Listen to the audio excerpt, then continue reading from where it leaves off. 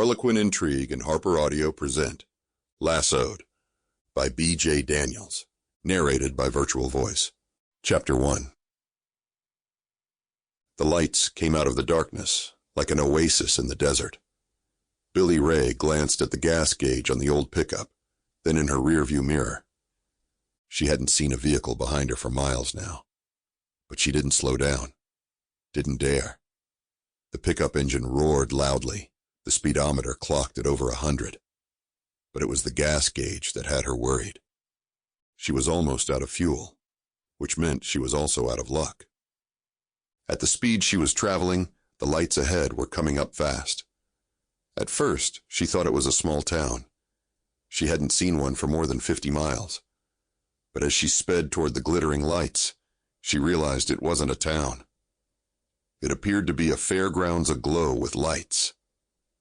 Suddenly, fireworks shot up from the horizon, bursting in the huge ebony sky stretched over this vast Montana prairie. She stared in surprise, realizing with a start what day it was. July 2nd, 2 days away from the 4th. She let the pickup slow to 80 as the booming fireworks burst around her, momentarily blinding her. The engine coughed. She glanced at the gas gauge. The pickup was running on fumes. In her headlights, she caught sight of the sign to the Whitehorse Fairgrounds and another sign that announced Rodeo July 2nd, 4. As the pickup engine coughed again, Billie Rae knew she'd just run out of options as well as gas. She turned onto the dirt road that had a handmade sign that read Rodeo Parking and let the pickup coast in past dozens of trucks and horse trailers parked in the field around the rodeo arena.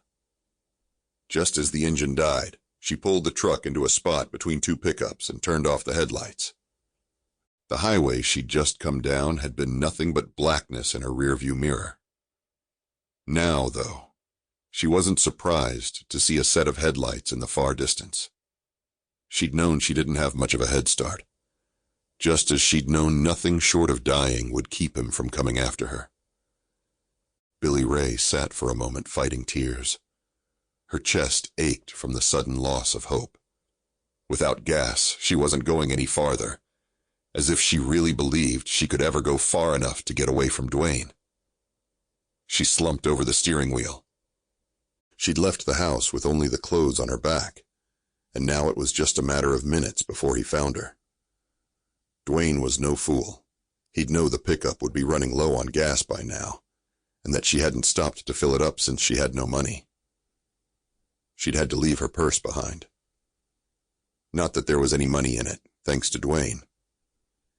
He had kept her a virtual prisoner since their wedding 6 months ago. None of that mattered now, though. She should never have run. Dwayne was right. There was no getting away from him. He'd get a good laugh out of her thinking she could. Hadn't he said he would follow her to the ends of the earth? But it was what else he'd said when she'd told him she wanted out of the marriage that made her now begin to tremble in the dark cab of the pickup. He had grabbed her by the throat and thrown her down on the bed. "You ever leave me, and I will hunt you down like a mad dog and hurt you in ways you can't even imagine." Her heart began to pound now with both fear and outrage. Dwayne had been so sweet, so loving, so caring before the wedding. Her mother had just died, and she'd needed someone strong to lean on. Dwayne had provided the broad shoulder. He'd helped her through a tough time, and then she'd made the mistake of marrying him. It wasn't that he'd suddenly changed. It was that once he put that ring on her finger, he'd finally revealed who he really was. A bully, a bastard, a batterer. Her hands were shaking as she let go of the steering wheel.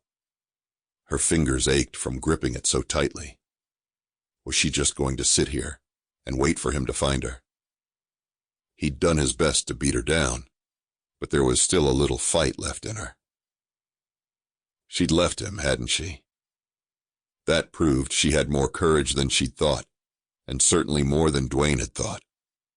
She wasn't going back, nor was she going to let Dwayne kill her. She'd been a young, foolish, enamored woman when Sample complete. Ready to continue?